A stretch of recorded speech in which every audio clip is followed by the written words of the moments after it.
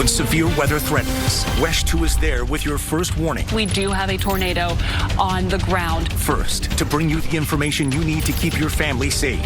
You need to be in your safe place right now. Keeping you connected. They got those warnings from our WESH 2 app. They get those warnings by watching our TV station. Tracking every development with more reporters on the ground. There's a house just completely gone. And coverage in the air. When seconds count, trust WESH 2 News. Local, live, late breaking. In Central Florida, there's only one place to get a weather forecast that's the most accurate. And that's with WESH 2 Chief Meteorologist Tony Manalfi and First Warning Weather. Certified by WeatherRate for 18 years straight. Our forecasts are clear, concise, and built with your day in mind. Using advanced technology to warn you ahead of the next storm. Because weather is an everyday part of life. Make WESH 2 First Warning Weather your choice for a trusted, accurate forecast. Your live eye in the sky, covering breaking news in Central Florida. This is Chopper 2, and it's only on WESH 2 News. Local, live, late breaking. Kellyanne Class on WESH 2 News. Central Florida traffic can be brutal, but Megan Mackey is here to help you navigate it all. Consider me your local transportation expert. This is what First Warning traffic looks like with Megan Mackey, and it's here on WESH 2 News. Now at 11, a line of storms breaking up tonight as it makes its way across Central Florida. Our team of expert meteorologists are tracking the radar. And those storms forced Orlando International Airport to stop flights for hours tonight during the peak of spring break travel. WESH 2 is live at the airport. Plus, new details on that shooting near the Daytona Beach boardwalk. The unsanctioned event drawing a major crowd and what visitors were told to do when gunshots rang out. Plus, a desolate mall about to get a major makeover. We talk with city officials about the grand plan now that the Seminole Town Center has been sold. WESH 2 News starts right now. We've been warning you about it for days, and sure enough, we've had tornado warnings and severe thunderstorms this evening. Now things have really calmed down. This is a live look tonight at downtown Orlando. While there is no more rain, we are still feeling the impact. WESH 2's David Jones is live for us at the airport tonight, where the weather caused cancellations and delays. But first, we want to get out to First Warning meteorologist Marquise Mita. Marquise, the worst of this is over. That's the good news. The worst is over and sunshine is just around the corner, Luana. Taking a look at the enhanced satellite, and this was a much more pronounced image to start off the evening with. Now it's barren and significantly drier. In fact, dry air is what's working its way across the region. We have this cold front cutting across the Big Bend area, but you see the shades of blue, the purples that were nice and bright to start off this water vapor imagery are now a thing of the past. As we're drying out, still have a few showers that we're dealing with. These are primarily just east of the I-4 corridor. We see them training from Winter Haven through Kissimmee, then just east of the metro. In fact, we have a couple isolated conditions that did exist in Lake County a moment ago. Those are now a thing of the past, but zooming in on what's taking place in Winter Haven, this is where we see the most significant rain, and we'll keep our eyes on this over the next hour or so, but the majority of us, we're trending dry, right? Over Lake Eola, just mostly cloudy skies. Daytona Beach, you're dry as well, but temperatures, they're fairly warm to start off the evening with. They won't be warm tomorrow. In fact, the numbers that you see behind me, we possibly won't even hit these in the afternoon. I'll have a closer look at what to expect as we start off your work week, though, coming up in the next 15 minutes.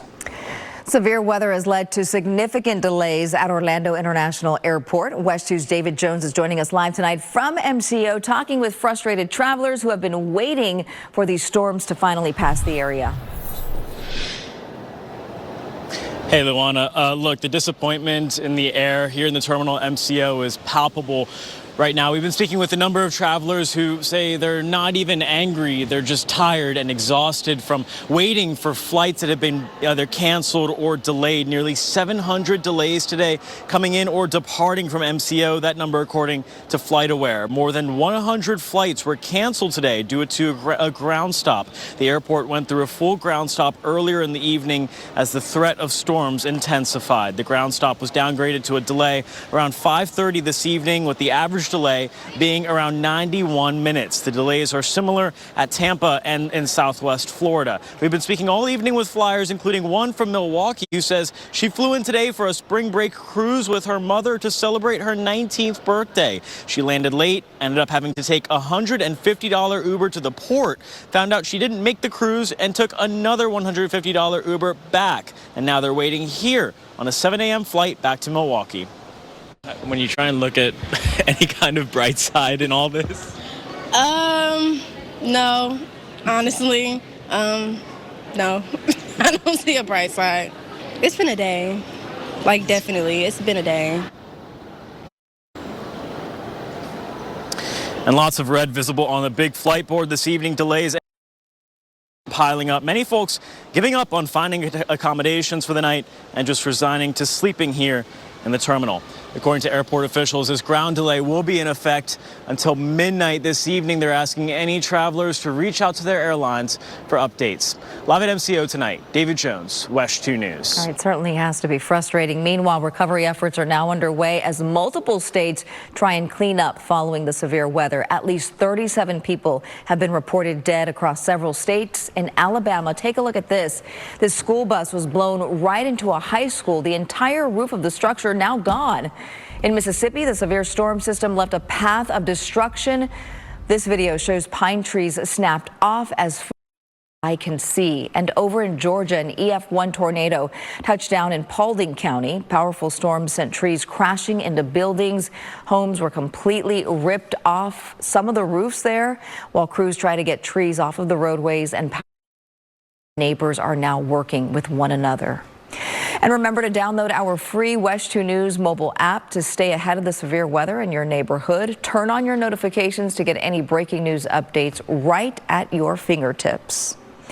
Breaking news out of Osceola County tonight. FHP is investigating a crash that killed 3 people, including a 5-year-old boy. A pickup truck driving the wrong way on North Kenansville Road near Yates Ranch Road hit an SUV. SUV ran off of the road and flipped. Right now, the road is still blocked. Both drivers and a 9-month-old baby in the SUV were taken to the hospital for minor injuries. But 3 other passengers in the SUV, 2 women and 5-year-old boy from Orlando, both died. FHP says the crash remains under investigation. A 26-year-old man is dead after Orlando police say someone shot him at an apartment complex earlier this morning. This happened at the Nassau Bay Apartments on North Orange Blossom Trail. WESH 2 tonight, Gebregedegas spoke with the witnesses who saw it all unfold. Looking ahead, the trial for a man accused in a deadly road rage shooting is set to begin tomorrow. Orlando police say 26-year-old Nicholas Carrasquillo killed David Sly in January of last year. This happened on East Colonial Drive near Lake Baldwin Lane. Carrasquillo is expected to be in court at 9 a.m. tomorrow morning. 2 19-year-olds are recovering after police say that they were shot in Daytona Beach. This comes as thousands are now spending their spring break there. WESH 2's Spencer Tracy shows us the terrifying moments through the eyes of multiple witnesses. Police haven't said if any arrests have been made. They are still investigating what led up to the shooting. If you know anything about it, you're asked to give them a call. A Tampa man is now behind bars for stealing an ambulance and leading police on a chase. FHP says that they were alerted to a stolen ambulance from HCA South Tampa Hospital. Troopers tried to make a traffic stop, but the driver, 43-year-old Michael Esquilin, just kept on going. During the car chase, Esquilin ran several stop signs and drove on the wrong side of the road, nearly colliding with other vehicles. When troopers finally caught up to him and stopped him, he then decided to drink a beer in front of them. Troopers said Esquilin told them that he had been drinking for 2 days and stole the ambulance after asking emergency personnel for a ride home, but he was denied. He's now facing several charges. A new group buys the closed Seminole Town Center with plans for redevelopment. I'll tell you what they are. Wow, beach parties and spring break fun traded for boxing gloves. What a man says he heard happening out on a beach in South Florida just moments before the showdown out in the sand. And a crash with a splash in New York. You'll see the ease in which that driver just walks away from all of it. We'll be right back. A new developer could bring new potential to the Seminole Town Center. Leaders in Sanford say that they're optimistic about the new owner of the vacant mall property. As WESH 2's David Jones reports, officials say the group will undertake the largest retail redevelopment in Seminole County's history. And the mayor also says that the full redevelopment could take anywhere from 5 to 10 years, but that work should begin on that property quite soon. The Florida Department of Transportation planned to close westbound I-4 at State Road 528 tonight for construction. All westbound lanes and ramps from Kirkman Road to Beachline are going to shut down overnight. The exceptions to this are exit 75A and B. If work is not done tonight, the overnight closures could continue until Tuesday. All right, let's talk about what is going on outside. The good news is nice and calm out there, but you are still tracking a few showers, from my understanding, a little bit to our south. Yeah, I'll take what we have right now as compared to what we started off the evening with. It was breezy. We had tornado warnings, severe thunderstorms here in Central Florida. Right now, though, fairly quiet. We do have a few isolated conditions, but I'll tell you what, we are still trending fairly warm. One small caveat to that statement, though, that would be Ocala. Temperatures are back in the mid-60s there. 70s everywhere else across Central Florida as a blanket of cloudy skies is still up above Daytona Beach. 70 on the dot. In the tourist district, you're actually warmed up in the last half an hour, going from the lower 70s to now 75. Leesburg, you see the thick clouds overhead. That won't be a thing in the picture tomorrow, right? We'll see the sky begin to open up. Bright and beautiful sunshine will be back right here in Central Florida. Unfortunately, the warmer weather that we love will not. We'll see those temperatures drop, all courtesy of this cold front, right? Once it pulls past us here in Central Florida, we'll squeeze out the last of the rain, but we will push those warmer conditions to the side. Now, what that cold front brought in, besides just severe weather, was some pretty consistent rain across our northernmost communities. Take a look at this. Williston, you were just shy of 2 inches. Northwest Ocala, 1.82. Palm Coast, just below 3/4 of an inch. In Wildwood, rounding out the top 4 there, 0.58 inches. Out on live radar, as we mentioned, we're not completely done with the rain. Here's where we have the most significant threat of any showers. It's been ongoing, training rain showers, moving in quickly from the south and the west. They're pretty much just hugging a frontal boundary that is just pushing these showers to the north and the east. So Winter Haven, Haines City, Poinciana, you're no stranger to the rain. That's been the case over the last hour, pretty much off and on again conditions. We do see some rain east of Belle Isle right now, and we follow this line all the way up north into the east. And we do see the showers approaching Flagler Beach across I-95. These ones are moving even quicker, so they will be pulling into the Atlantic rather soon. Here's a look at where we are temperature-wise. We mentioned we have a lot of 70s across the board. 75 in Orlando, Bithlo, Kissimmee. Those are the areas where we do have those off and on again rain chances, and your dew points aren't too far behind it. Now, the combination of warm and humid conditions, that's what fueled these stronger storms that we saw today, but looks like the last of the rain pushes past our I-95 corridor just before 2 o'clock, and there go the clouds too. Bright and sunny conditions are back on Monday morning, but so are breezy winds. We could have some gusts upwards of 30, maybe even 35 miles per hour out the door early on Monday morning. And the combination of the dry weather after the front passes by and the wind could possibly lead to fire weather threat. So that's just something to watch out for. You'll wake up to temperatures in the 50s and low 60s tomorrow, but slowly over time we'll get the ball rolling towards warmer conditions. A lot for us to look forward to here in Central Florida. Just have to watch out for low humidity and that fire weather threat on Monday. Your golf forecast isn't looking too bad, though. Just breezy, especially up in Jacksonville as the Players Championship continues tomorrow. Temperatures will be in the low 60s to start off the day. We'll eventually try our best to squeeze into the 70s. Won't be the case for us in Orlando, so you'll celebrate St. Patrick's Day with highs of 69, but it's a nice forecast after that, bouncing back to the lower 80s Wednesday and Thursday. We drop off in the low 70s briefly Friday, but sunshine leads the way to the lower 80s on Saturday and Sunday.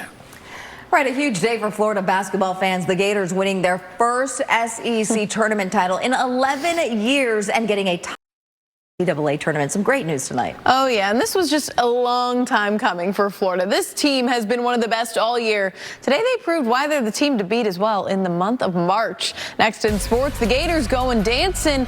Tonight they celebrate the big win. Tomorrow, a new challenge begins. We're talking March Madness after the break.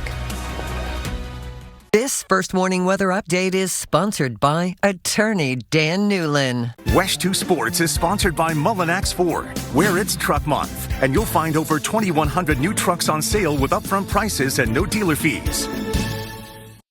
Now, WESH 2 Sports, sponsored by Mullinax Ford. Florida is the #1 team here, the fourth overall seed. Tell you what, Auburn clearly was the most dominant team all year long, but for the last 2 months, this has been the most complete and impressive team to me, the Florida Gators.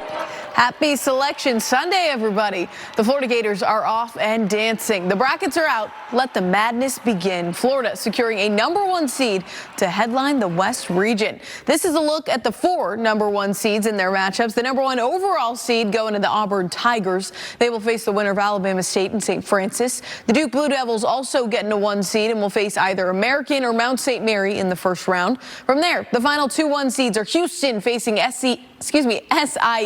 Welcome to the Big Dance Cougars, and of course Florida against Norfolk State. Welcome back inside the WESH 2 studios. I'm Kristen Lago. It is officially tournament time. The action begins Tuesday with the first 4 before we go nonstop college hoops beginning on Thursday night. But before the brackets were released, we had to wrap up the SEC tournament over in Nashville. Next up, a meeting with another of the NBA's top teams, the Red Hot Rockets, at the Kia Center on Wednesday night. We'll be back. Closed captioning is sponsored by Advent Health. Local, live, late-breaking. WESH 2 News starts now. Welcome back tonight. Today we saw fast-moving winds that at one point prompted a tornado warning out in Sumter County, and the storm system is now getting closer to the East Coast, moving offshore. So we begin with our first warning meteorologist, Marquise Mito. Marquise, we got a lot of spring breakers in town. They want good weather. What are you going to tell them? Well, I will say there is good news, right? We will see the sunshine return to the picture tomorrow. And in fact, right out the door, the sunshine will be back. But unfortunately, we will be a little bit breezy all Monday long. Breezy and cool, as a matter of fact. Now, the winds were one of the primary components to the severe weather threat that we had in Central Florida today, especially east of I-95 in Brevard County. Take a peek at this. Cocoa Beach, your wind speeds peaked at 53 miles per hour. Melbourne, just below that, 50 on the dot. Cape Canaveral, you had some pretty gusty conditions too. 33 mile per hour wind speeds were registered. And we also had some decent rainfall in what's been a dry winter for us here in Central Florida. Sawgrass Lake saw 1.2 inches. Looks like West Melbourne just above 3/4 of an inch. Melbourne Beach, 0.55. But now the rain is a lot less significant than what we started off the evening with. We still have some showers south of I-4. These are moving rather quickly across Polk County through Winter Haven, Haines City, all the way into Kissimmee, Lake Hart, just west of Chuliota, and all the way up north. These ones are racing across Flagler Beach, Daytona, and Ormond. So we do have some showers across our coastline, but eventually these will become a distant memory of the past as we have a lot of sunshine to look forward to throughout the work week. And I'll illustrate that for you coming up in our 7-day forecast next time I see you. The death toll continues to rise after a massive storm system tore through the central and southern U.S. this weekend. At least 37 people were killed. As this massive system shifts east and offshore, more than 60 million people were under the threat for severe storms from Pennsylvania to Florida. Jen Sullivan has a closer look at the catastrophic damage. You can always get updates on the local live late-breaking weather events, even when we are not on air. Just go to WESH.com. You'll see right now on the top of our homepage articles about the severe weather warning day. Still ahead, a jeweler on social media known for flashing his bling. A lot of followers on TikTok. More than 5 million people see me every week. But it caught the attention of the wrong kind of people, how he and his family were taken hostage in their own home. Closed captioning brought to you by National Floors Direct. All right, a jeweler in South Florida uses TikTok to promote his business. Maybe not a great idea. He shows his online followers the bold pieces that he sells at his stores in Miami-Dade. But as Janine Stanwood reports, the jeweler thinks that all of this led 3 armed burglars right to his home. Police are still searching for the suspects in that case this evening.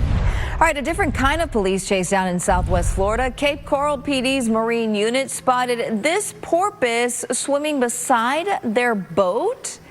You can see it jump out of the water, making quite the splash yesterday. The police department says this suspect was acting a little fishy, I'll say.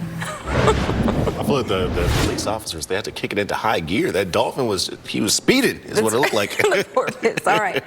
What's going on in South Florida, Central Florida right now? The bad stuff has now finally moved out. Sunshine should be rolling through, but we're going to take a little while. Yeah. It will take a little while. We'll actually wake up to sunny conditions here in Central Florida, but we're also going to be waking up to cooler temperatures, right? But the good news is it's not the dolphins that are the only only things that are speeding. We've got the rain speeding out of here, but a few isolated conditions do remain. Ultimately, warmer temperatures are also speeding out of here as well. We'll drop from highs of 88 degrees this afternoon all the way down to the upper 60s tomorrow. So in the afternoon tomorrow, you'll actually be cooler than where you are right now. It's an anomaly here in Central Florida, but it happens every strong cold front passes us by, and it was the strength of the cold front that brought about the significant severe weather threat that we saw today. So we're wrapping up the last of the rain, but unfortunately dry, windy, and cool conditions lie ahead of us tomorrow. Where we see some of those showers is where we have some low-level surface conversions taking place. Those are winds that are colliding together. You have that predominant west coast flow if you're west of I-4, and you have that southerly breeze if you're south of I-4. So we do expect a line of showers between Polk and also Osceola County where that convergence is taking.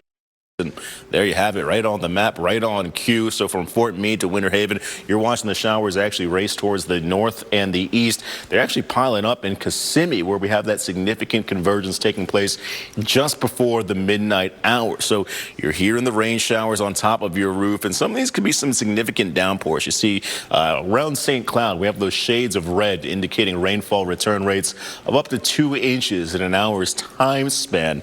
So we are watching the rain pile up there, but these showers up towards Volusia County, they'll be a thing of the past before you know it, right? Cruising all the way into the Atlantic, where temperatures are still showing 71 degrees in Daytona. Keep in mind, we typically draw back to the 50s and 60s overnight, so we're warm before midnight, but once the front does pull past us, take a look at how far south it pulls your temperatures. We'll be in the upper 50s as we kick off the morning tomorrow. So we still have some significant cooling to get through. We'll be anywhere between 50 and 60 degrees as we kick off your Monday morning. And it's not just any Monday, it's St. Patrick's Day, in which we'll say hello to consistent sunshine, also pretty consistent winds. That chance for rain, though, thankfully, it will not return until next Thursday. We'll be watching our next frontal boundary approach Central Florida. But this one that we saw today, that pushes to the east tomorrow. High pressure takes dominant control of our forecast. And slowly over time, temperatures are going to warm up. You watch the winds wrap around this high, and it's a much more dominant southerly flow that we have in store for us on Wednesday. That'll take you to the lower 80s, so give it some time. We eventually see the warmer weather.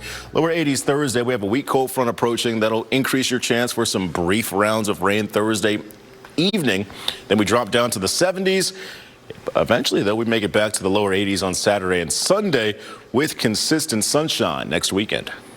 All right, that ugly weather spilled into the sports world today, delaying the Players' Championship in Jacksonville. When the rain cleared, we had not one but 2 golfers at the top of the leaderboard. Yeah, what's better than 1, right? 2? Yeah, right. Maybe not if you're asking those golfers, though. We're in for some playoff golf in Jacksonville. J.J. Spaun chasing down Rory McIlroy to force another day on the course at the Players' Championship. We're going to show you Spaun's late charge, plus the first-time winner on the Cup Series circuit in Josh Berry coming up.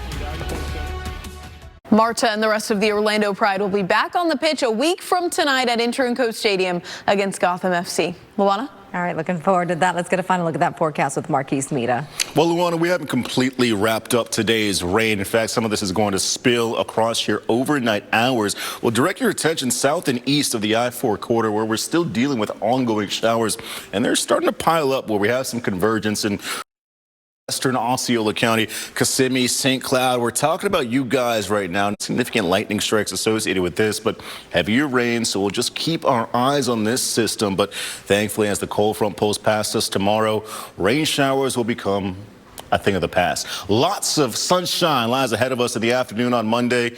Not lots of heat, though. Thankfully, gradually over time, we will be heating up, but we'll spend your St. Patrick's Day peaking in the upper 60s, well below our seasonal average. We bounce back to seasonal conditions, though, on Tuesday, and we're above seasonal by Wednesday and Thursday. That's when your next frontal boundary works its way in, taking you from the lower 80s in the afternoon down to the lower 70s for a brief moment in time on Friday. We finish off your work week with consistent sunshine, and we'll carry that across the weekend with warmer temperatures of 81 degrees Saturday and 83 degrees on Sunday. All right, remember to get your work week started bright and early with the WESH 2 News Sunrise team. They'll get you going out the door with the big stories of the day, plus everything you need to get your week started just right. Wake up with WESH. It all starts at 4:30 in the morning.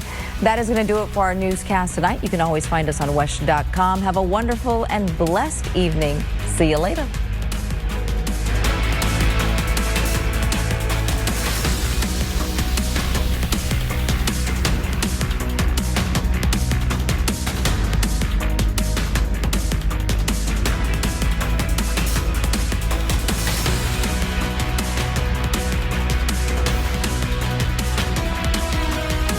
For watching WESH 2 News. Start your day tomorrow morning with WESH 2 News Sunrise starting at 4:30.